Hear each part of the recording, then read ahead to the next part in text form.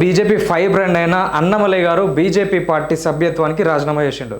అంటే గత 3 రోజుల నుంచి ఇదిగో పులి అంటే అదిగో తోక అన్నట్టు 3 రోజుల నుంచి ఆల్రెడీ రాజీనామా చేసిండు వార్తలు వచ్చినప్పటికీ సో ఈ రోజు అయితే బీజేపీ అధిష్టానానికి 5 పేజీలతో ఉన్నటువంటి రాజీనామాను అన్నమలై గారు సమర్పించడం జరిగింది.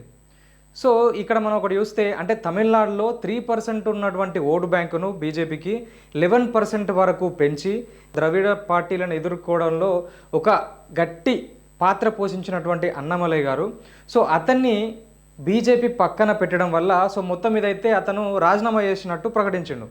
ఇక్కడ మనం గమనించాల్సింది ఏంటంటే ఇప్పుడు మనం జయప్రకాష్ నారాయణ గారు కావచ్చు, లేదంటే జేడి లక్ష్మీనారాయణ కావచ్చు, ఇప్పుడు అన్నమలై గారు అంటే ఐఏఎస్లు ఐపీఎస్లు ఎవరైతే వాళ్ళకు ఉన్నటువంటి అధికారాలని అంటే ఐఏఎస్ ఐపీఎస్ వాళ్ళ డ్యూటీని వదిలిపెట్టి మరీ పాలిటిక్స్లోకి వెళ్ళి ప్రజలకు ఏదో చేయాలని చెప్పి ఏదో ఒక పార్టీలో చేరుతారు. సో చేరిన తర్వాత వాళ్ళ సిద్ధాంతాల పరంగా విభేదాలు వచ్చి మళ్ళీ బయటకు రావడం జరుగుతుంది.